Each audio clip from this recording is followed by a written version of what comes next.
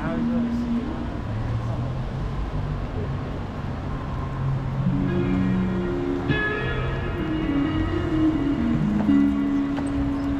little San Francisco here today. Got streams of people going to Rittenhouse. They had the farmers market today.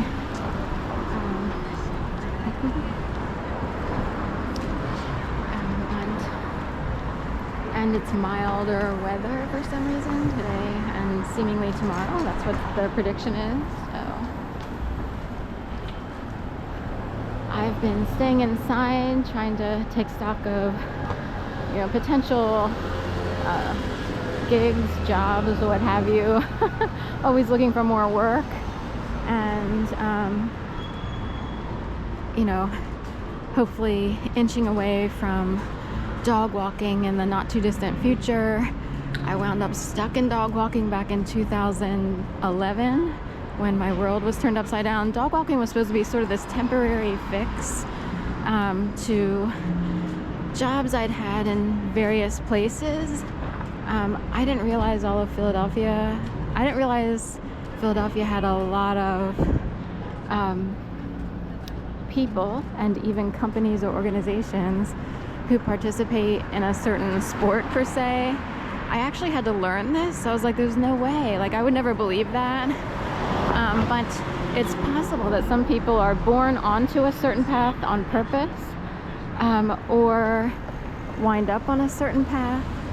And in my case, it revealed sort of some people would say shadow government. I don't know what to call it, but it would be like this alternate reality world where people are behaving and operating in a very bad, negative way. Their entire intent is to play a game their whole entire lives and knock people out of contention. I know that there's better places, I know there's better, opportunities out there, and tons of work environments or ways to earn money that are not rife with whatever the game is per se. There's a reason Curtis is red and white, I'm told. So they would go with, Red Cross, or, red always sort of shouts danger. The white kind of turns it into Red Cross, but red is usually danger. Orange would be one step down. It would be like the color coding system, back in the day, for like terrorism or whatever, stuff like that. So, and remember they used to have color-coded days, that's way back. But people still kind of operate that way, and they might signal. Curtis Institute of Music is a not-for-profit or non-profit school, tuition-free if you get in. There are other costs, I think, that students have to pay on their own, but like housing and food. But anyway, that's it. I just wanted to bring that up really quick. Tower on the cone at Medical Tower Pharmacy, and then you have things called Tower. So Tower's on the vernacular stream today, the lexicon stream, or the stream of vocabulary on the tips of tongues of every American. Someone mentioned Tower Records in an email. Oh, look at these. I haven't seen these in a long time.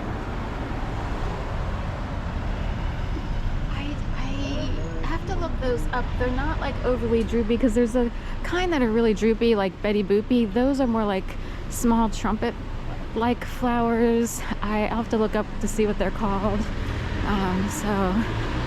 have new, every once in a while graffiti pops up over here at Doggy Style, so that's a new thing. Okay.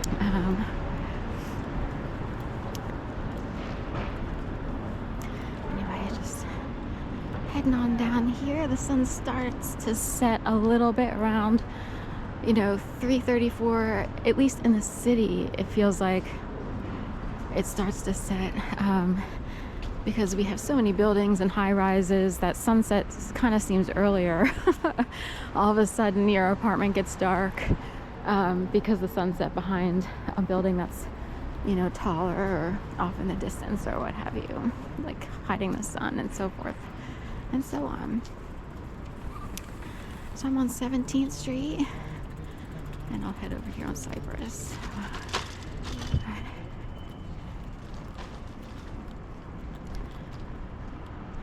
past the Drake. Now see this, the Drake is high enough to still catch the sun. So the Drake, an old school building, has what they call the bird cage at the top.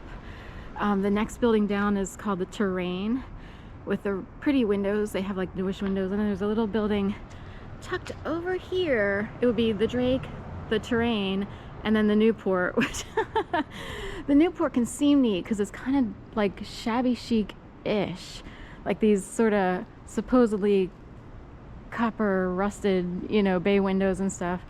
I actually delivered for DoorDash for a while just to earn like 2 months of rent during the peak season on my scooter, and this is a kick electric scooter. So I've been in the Newport, and I would say, nah, I wouldn't check it out as a renter. The hallways are pretty dingy, it's dark, it's depressing.